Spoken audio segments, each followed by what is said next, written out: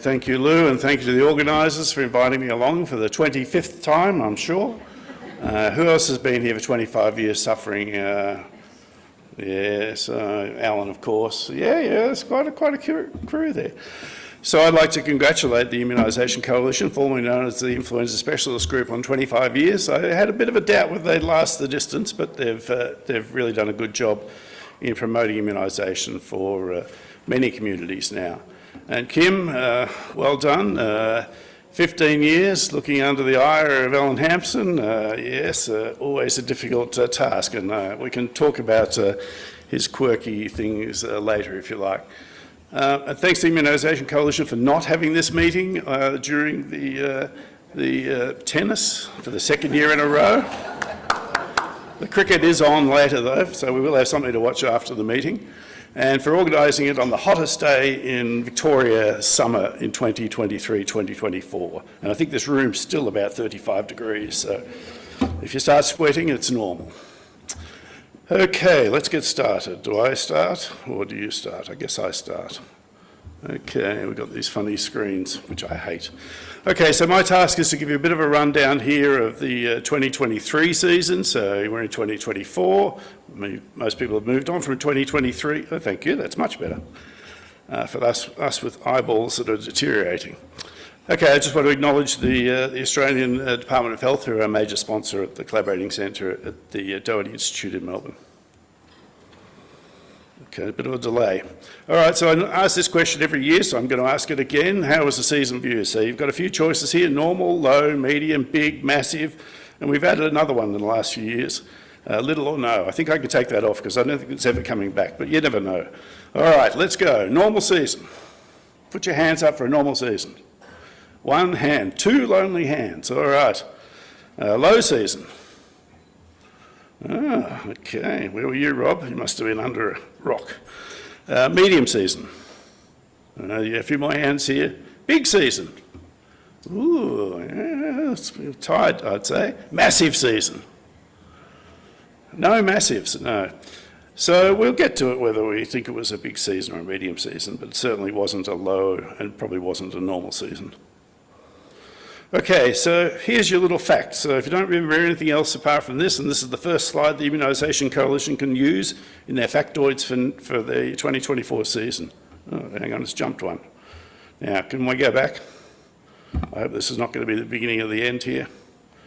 All right, now I don't know what's going to happen. It should. No. Okay, so there's an issue here. Maybe you can go through it on the desk for me there. It should actually be animated. Has somebody done something? No, back. Has somebody done something to my animations?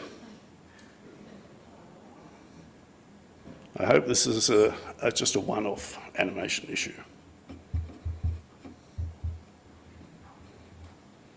So I did learn one thing with Kim's little tribute there. Never send an email to David Smith. He obviously never, ever deletes them. 15-year-old emails, my God. Yes, and I'm just thinking what the hell I've sent you over the years, David. The book's coming out next year, I think. Now we need to go back to the second slide. Now there should be an animation. There is an animation on here. So I don't know what's going on with the slide set. Anybody else got animations? Be very scared. No, keep going. This one works, the next one works. Right, so there should be an animation on this one.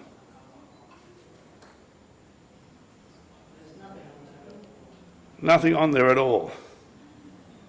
Okay, well, I don't know. Maybe we can just reload my slides. There was certainly something on them when I left home.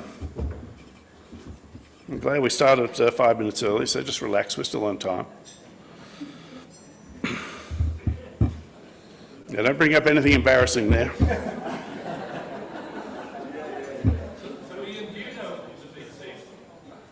I would say it was a pretty big season. So it should be under Talks 2024, the latest version.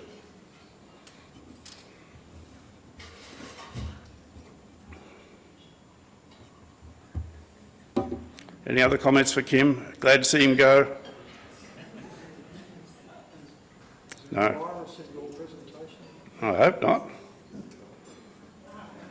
Okay, all right, did you know that? Now, let's see whether mine works or not.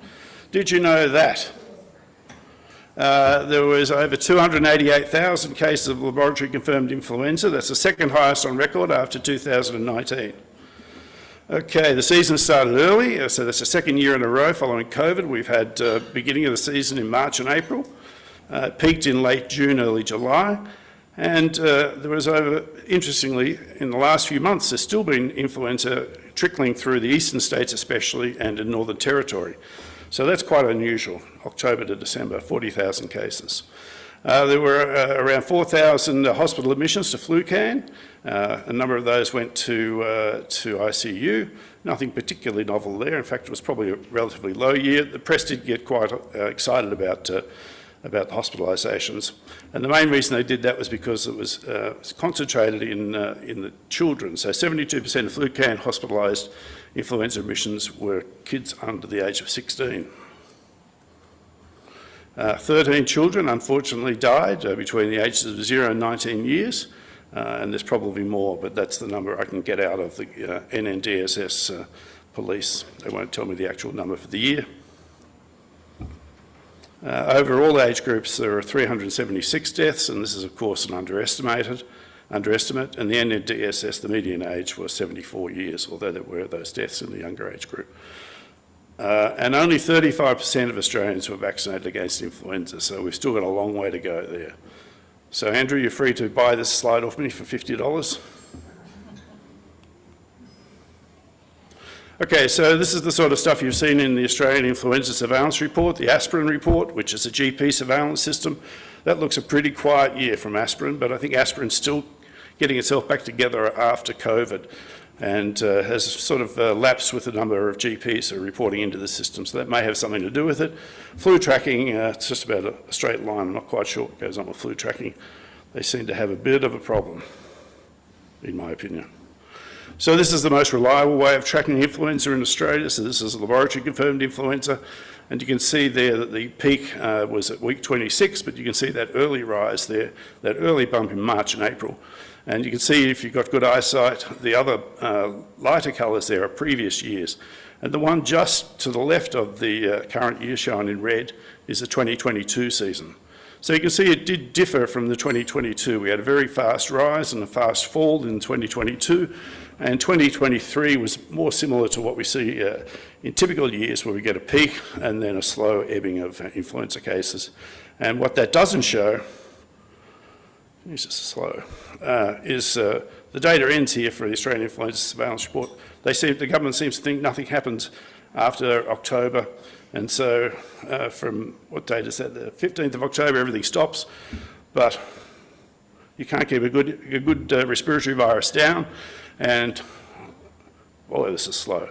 And you can see here that in the months October, November and December's probably a bit squashed there, but there was continuing cases across the eastern seaboard and in Northern Territory. Okay, and if you've got really good eyesight, you'll be able to see some of the numbers there. So there are thousands of cases, both in New South Wales, Queensland and Victoria, and less so in other states, but quite high numbers compared to the usual. And that's continuing on in January, where the same trend is still there. So if you're seeing cases out there, don't be surprised, or don't be surprised if you do see cases. Okay, and this just shows you the age. This is from the NNDSS data again, so this is for the full 2023 year, and you can see there that the young children were the most affected group. But this is probably biased data because kids have a lot more samples taken and swabs taken and tests done in general, but they were pretty affected by the season, there's no doubt about that. And they were affected because it was a H1 and a B season in most states. So this shows you the different states here over the season. This is again from the Australian Influenza Surveillance Report. And you can see most states had a pretty typical, although some of those states had a pretty raggedy time there. And you can see Northern Territory had a lot of influenza almost right through the year, which is quite unusual. They often have a peak in February, March, and then a peak again in June, July. But they've been having a lot of influenza over the entire season. And the breakdown there on the right-hand side there is what happens by subtype. So there's 3 different types and subtypes of influenza. which circulate, the H3N2, which is usually the biggest troublemaker, the H1N1, and the BVIC. And you can see there that in most states, apart from Northern Territory, influenza H1N1 was the dominant strain in every other state, and B viruses were the dominant in Northern Territory. Some H3N2 in just about all states. Tassie seems to have just about missed those. And that's been especially in the October, November, December period, we've seen quite a resounding H3N2 virus coming through, especially on the East Coast. So this is the flu count data. So this is the Sentinel hospitals that are tracking influenza. So that would probably come into a medium year if you follow the red line there and compare them to previous years, not as big as 2019 or 2017. Just reiterating that this is the year-by-year comparison here, so you can see there the notifications are up, second highest. Deaths, typical sort of year, very similar to 2022, 376 deaths compared to 308. So it's always interesting, I think, to now track what's happening with different viruses as we go through the season. And this is New South Wales laboratory confirmed influenza case. And you can see there, I've sort of tried to match up the COVID-19 and the influenza. Last year we saw COVID drop off and influenza pick up, and there's pretty much that same sort of trend happen in 2023. So it'll be very interesting to follow this as we go through the years to see whether or not this sort of trend continues. Of course, there's other respiratory viruses, so there's a whole bunch of them recorded in the laboratory systems in New South Wales, and this is a great data set because it shows you the year epi for these viruses, so RSV, adeno, and others are shown on here. So these will be hopefully coming out on NNGS or other systems so that we can track the circulation of these viruses in future. RSV has got vaccines coming up and antibodies, so it's important to know when these things are around. Okay, so this is the Australian immunisation record here, or registry, and this just shows you what we're doing in terms of vaccination. It's a pretty miserable story, really. You can see there the number of doses has barely grown over the years, and we're certainly well down on 2022 when we had 11 million doses given, 43% of eligibles were vaccinated. We're now back again to 35%. And you can see the age groups there. Some are doing a little bit better than others. We've been targeting the 6 months to 5 years for many years now. 28%, not bad, certainly not great. It's well below the US levels, for example, what they get with the vaccination. In that age group, they're around 50%, believe it or not. Okay, all right, here's the name and shame game. States with free vaccination in 2023, there was only one, to my knowledge, and that was Western Australia. This year, we've got one state, Queensland, who have put their hand up for free vaccination in 2024. Any state representatives here who'd like to offer free vaccination? No, I didn't think so. Okay. So look, I think, it's about time that either the federal government or the states got on board and made this. It's the only way we're going to get numbers up, really, I think. Okay, so here's the vaccines for 2024. So skipping ahead, so we've got two changes. There's a change to the H1 and the H3 compared to the 2022, that should be 2023 recommendations, sorry. And two B viruses have been selected. Now there's some controversy, if you like, or some interest around what's happening with the B viruses. So the majority of influenza vaccines for the past 10 years have had two influenza B components, the BVIC and the BEAM components. Since the COVID-19 pandemic, however, the B Yamagata virus has just about disappeared, if not disappeared and extinct. We haven't seen anything since March 2020 in Australia, and that's the same globally. So it appears that BEAM is gone, so that makes it a very compelling case to remove the BEAM from the vaccine. And we would then return to a trivalent vaccine with two influenza A strains and one influenza B strain, which would be the B Victoria lineage strain, which is still circulating. So between industry and regulatory authorities, they've drawn up timelines for the removal of B Yamagata from the vaccines. So for the live attenuated influenza vaccine, which is not available in Australia, but is available in the UK widely, and in the US and other parts of the world. They want to remove that for the upcoming winter Northern Hemisphere 2024-2025. For inactivated viruses, the US is very gung-ho on this. The FDA, VRBPAC committee is very gung-ho on removing BEAM, and they're planning to do that for their 2024-2025 season. However, other constituencies won't be doing that until 2025-2026. Australia, I don't know if there's anybody here from industry, TGA, I'd like to speculate, but clearly 2025 is in sight for Australia, hopefully, to remove that component. We can talk about why we want to remove that later if people want to discuss that. So some countries, for example, all the South American countries have never gone over to quadrivalent, so they've always had trivalent, so very easy for them, no change required. And interestingly, you know, I think cutting back one component gives the opportunity for us to tweak the influenza vaccine, because if you can make 4 components, one of them being B taken out, then you can replace that B with another component. So there is talk on the town. We'd like to replace one of the B components with a H3 component, which always gives us more grief, or maybe do other things like increase the amount of dose for the H3 from what it currently is in most vaccines. The Moderna group have been right on the ball here. They have done a phase 1-2 trial in spring in the Northern Hemisphere last year, 2023, where they did an mRNA vaccine with 2 or even 3 H3s, along with H1 and B components. And we've seen some of that data in limited exposures. And the data looks okay, but we don't have a full data set yet, and it hasn't been published. And just to the right there is a couple of graphs there, and if you've got very good eyesight, you'll be able to see those lumps and bumps on the top curve there. They're the global influenza B circulation through the FluNet system. The light yellow there is B Amigadra, and you can see it was a big year back in 2000 and whatever that is, 18. And from there on, you can see that the lighter yellow disappears under a sea of that darker yellow, which is the B Vic strain. And after COVID, you don't see anything at all. And in Australia, you can see the distribution gain. We saw our last virus in March 2020, and that little red dot shows when quadrivalent vaccines were introduced into Australia. So that was in 2013, so we've had 10 years, so it'll be 11 years next year. So nothing's changed in terms of what vaccines will be available next year. So unfortunately, LAV, or maybe fortunately, it hasn't arrived here yet.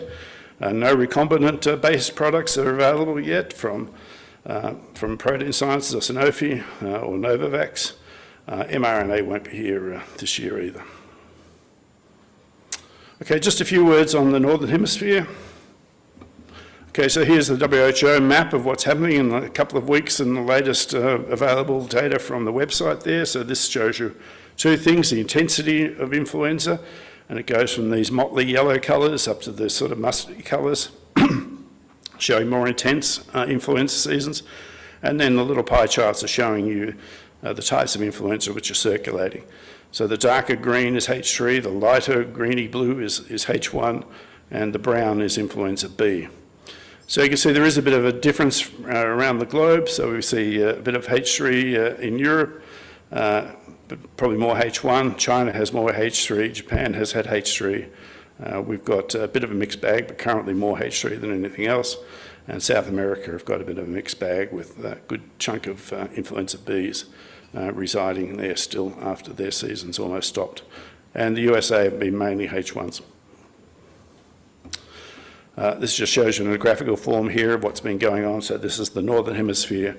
You can see there the 2024 on the far right there, a typical sort of nice shaped curve. And again, the colours in the little white, light blue there is H1, and the the darker blue-green is H3s. The dark green is influenza A's untyped, and the brown is B Victoria lineage viruses. Just some data from the US, so there's still activity there in the southern US. You can see in the bottom left there, though, this is their laboratory confirmed cases there, and you can see that they're well over their peak there. The top right-hand side graph there shows their influenza-like illness, and you can see that's dipping down towards their threshold there. Deaths through influenza-related causes, you can show that, and this is a paediatric deaths shown here, and I think it was 57 have died or been assigned to influenza-related deaths this year, which is well down on last year. This is a new curve which I've spotted on the CDC website, so you might like to have a look at this. I haven't really interrogated how they've come up with this data yet, but they used to have excess mortality due to influenza and pneumonia, but that all went crazy with COVID. So they seem to have come up with a new way of measuring this, which I haven't quite got to the bottom of, but it looks a much more interpretable system for influenza without the influence of COVID here. So this is just showing the last few years, and 2024, looking at this graph, looks like it's going to be a moderate year for deaths, but maybe less than previous years. I looked up the European system there, and they've got a brand new system which is as complicated as all hell. So if you want to look at something in detail, go into this ERVIS system, the European Respiratory Virus Surveillance Summary. They used to have nice graphical things, now they've gone berserk here, and they've got influenza, SARS-CoV-2 and RSV, and this chart goes on for miles. Every European country is listed. So if you've got a favourite country, tune into that website, and good luck trying to get an overview. So I just wanted to bring your attention to rapid tests. I know there's certain people that don't like rapid tests. I like Gary Groman, but you know, rapid tests are out there. I think they do have a place in testing, both at home and in the laboratory. And this is a new one which I came across. This is called the Touch Quadplex, or Quadplex Rat, whatever you want to call it. And that incorporates RSV testing, flu, influenza A or B, it'll tell you either one, and also COVID-19. So I think this is a big improvement, and we'd be really needing these multiplex things rather than people trying to spend $20 on one, or $10 on one, $10 on another, $10 on another. This does it all at once.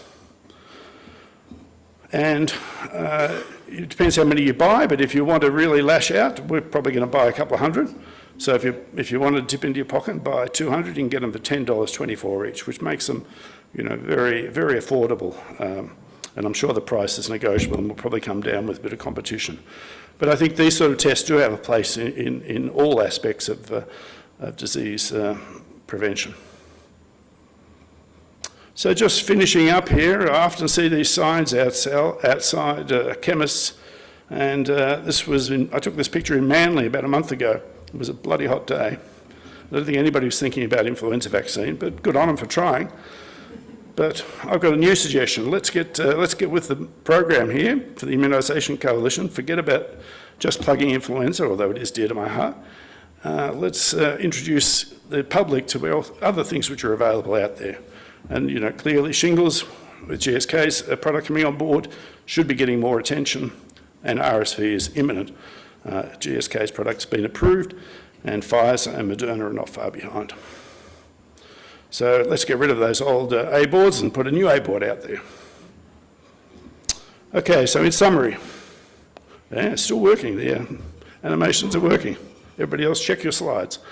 Okay, so the 2023 season, in summary, it started early. March, April, similar to 2022, peaked early again. That should be week 26, not 36, sorry. And then declined slowly, unlike 2022, which declined rapidly. And I mentioned the low-level circulation, which has continued right through summer on the East Coast. High number of cases, as I've already mentioned, second highest on record. Influenza H1 predominated in most states, apart from NT, where Bs were around, and we've had a lot of H3 late cases. Moderate number of deaths, 376. Of course, that's an underestimate. No BEM, and so we haven't seen that for a long time, since March 2020. I haven't talked about antiviral resistance, but there's very low level of antiviral resistance to the neuraminidase inhibitors oseltamivir and zanamivir, which are the two licensed drugs in Australia. Bloxavir marboxil, which is the Roche product, the one pill wonder, registered but not available yet. No resistance detected in Australia with that particular product, which is not surprising because it's not being used. Vaccine match, the VEs, I haven't shown those, but they're generally been pretty good for either community infections or for hospitalised cases. better than usual. Vaccination rates seem to be going down or stabilising or plateauing, whatever phrase you want to use, but they're certainly not going up, and we really need to improve on 35%. So we've had updates in the vaccine. So the BEAM is probably going to go within the next few years from most countries. I've mentioned the current circulation issues or situation in the Northern Hemisphere. So the USA's H1, moderate, EU started early, H1 mainly, but some countries have H3. China, H3, early start again. Japan, early start. So this early start thing has certainly got a bit of a ring about it. So my prediction will be for H3 for us next year, so look out everybody. And just a couple of other things. So we've got the opportunity for everybody in this room to attend the 12th Options for the Control of Influenza in Brisbane. So that's the 29th of September to the 2nd of October 2024. It's the biggest influenza meeting held globally. Alan Hampson held the last one in Cairns in Melbourne. Cairns in Queensland, sorry. I wish. And there'll be sessions on flu, human and animal. There'll be sessions on COVID-19, RSV. Abstracts close the 5th of April, so plenty of opportunity to give a presentation. There'll be a heap of international speakers there. They haven't announced the early bird date, and it's not too expensive. So I suggest you at least have a look at what's on offer and consider that meeting. Okay, and acknowledgements, the usual crew. Thank you.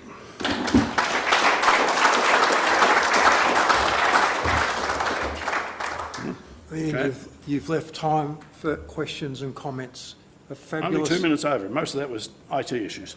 Absolutely. I think you're under, actually. We've got time for questions and comments. A wonderful presentation. David? I'll put it in an email to you, David. Is that all right? Yeah, thanks, Ed. I'll ignore as usual. A couple of things, and thanks very much for that. It's nice to get back to you in the seasonal reviews, and there is a season. This sort of last couple of years has been really difficult to sort of determine what's driving behaviour of the viruses. And the two things, one are that we still had that period where we had no activity. And do you think that's contributed to the downward shift in age and seeing more in children? Because that's what we saw with RSV and metapneumovirus as a result of that. The second thing is I think that the testing patterns have changed dramatically. We're now routinely testing a much larger proportion, particularly of children, for flu because they're being tested for COVID and they go on to the four virus tests. So that's another one which is a bit difficult to sort, but I just mentioned it's lovely trying to find time to figure that out. The second thing, when are you guys going to start talking about the Northern Australian season? We talk about summer flu. I did. No, you just talked about summer flu, but you didn't show data on what was happening in the different climatic regions of Australia and therefore what the pattern of activity was. We know we've had summer flu. Most of ours is metro, and it's probably people bringing it in. But, you know, there's also that component which is happening in the north of the state. So when do we start paying some attention to that highly susceptible population and that they have a different... When I get more than 20 minutes. Yeah. Yeah, but yeah, it's this business of, I think, in terms of vaccination, not paying enough attention to those highly vulnerable populations. Yeah, look, I think, you know, taking your last point, you know, the tropical regions and, you know, the tropics might be moving down as the years go by is something to keep an eye on. The Northern Territory is an unusual situation this year. We didn't see that same situation in Cairns and Townsville, for example. They followed the standard sort of southeast Queensland pattern, so it wasn't across all tropical regions. It was more focused in the northern parts of Northern Territory, i.e. regions around Darwin. So it is something worth looking at because I think, you know, as populations increase in these areas, the epidemiology may change. But it was an unusual year for Northern Territory or Darwin this year. And going on to your other point about increased testing, I hope that continues, but from the vibes I hear, certain hospitals are cutting back on testing and certain, you know, GPs, and maybe the GPs can speak to that, you know, there seems to be some pressure about reducing the amount of testing rather than increasing testing following COVID. So I think that would be a real backward step. Thank you. Tony's got a question. Thanks, Ian. I abstained from voting on whether it was a large, medium or massive season. Coward. Because I would say, and just following on from what David said, we have no idea, okay? Because we don't have the data. We actually do have the data. It lives in all of our laboratory information systems, but we don't have denominator data, which, due to the unusual or ever-changing testing patterns, we don't have. So we really need that. And we don't have it, and it's very unfortunate. All testing in Australia is sponsored by or funded by either the federal or the state governments, and they should be able to have all of that data. Sorry, it's more... Yeah, no, look, I totally agree. You know, you can see how uninformative some of our data sources are. You know, if you went on the FluNet, the GP or other surveillance techniques, you know, you'd be really struggling to work out when the season even started or finished. So, you know, I think we've been very reliant on laboratory data. So hopefully all that laboratory data is getting into the system. But you know, I know Victoria's been well behind in past years. So I don't know whether that still continues, but hopefully with the Australian CDC, they'll solve all these problems. I'm sure they will. Paul's a very intelligent guy. Alan's got a quick comment, and then Lance. Ian, I just want to second what I think it was David Smith was saying about Northern Australia, because my experience observing what's happening in Australia goes back even before yours. And there's always been this issue, and when the vaccination season was moved back, particularly in terms of supply of vaccine, it really was contrary to the interest of Northern Australia. It really is a different ball game up there. And I know it's difficult, but they're being covered by a vaccine or vaccination season that's typical of less tropical part of the country. And some consideration really does need to be made. Well, the only way around that would be 2 vaccinations to get everything covered. You know, if you look back through 10 years of Northern Territory data, the vast majority of those years, the peak is coincident with the southern hemisphere, the southern states. So you have the peak in June to August. It's probably going to be a bit earlier now, but that's always been the peak. And the smaller peak, if some years there isn't even a peak that we detect in their wet season. So, you know, we just have to watch to see how things are post-COVID, I think. But, you know, to cover the whole year, and they've had a whole year of influenza, would be very difficult unless you do what Singapore have done some years and introduced 2 vaccines. So I think we just need to watch that space. And there's one more question from Lance. Thanks, Go, Ian, Lance. for your annual update. I didn't mention New Zealand. Nothing happened in New Zealand. You didn't mention animal viruses either. Could you please update, on one of your slides you had H5 mentioned, please give a brief update on H5. Yeah, so the latest case which we've heard about through the WHO was in fact a H10N5, so that was an infection in China. I think that's a very isolated case. We have continued H5N6 cases in China. They've been going on now for 10 years, so I don't think there's anything particularly concerning about those, but, you know, they are infecting humans. There's other stray subtypes as well. The one which we are concerned about, but, you know, the longer it goes on, maybe the less concerned we are about the H5N1, which I showed last year, which is around the entire world apart from Australia. So Antarctica or sub-Antarctica has now been infected. The birds and the seals have been infected in the sub-Antarctic. So this virus is extremely widespread.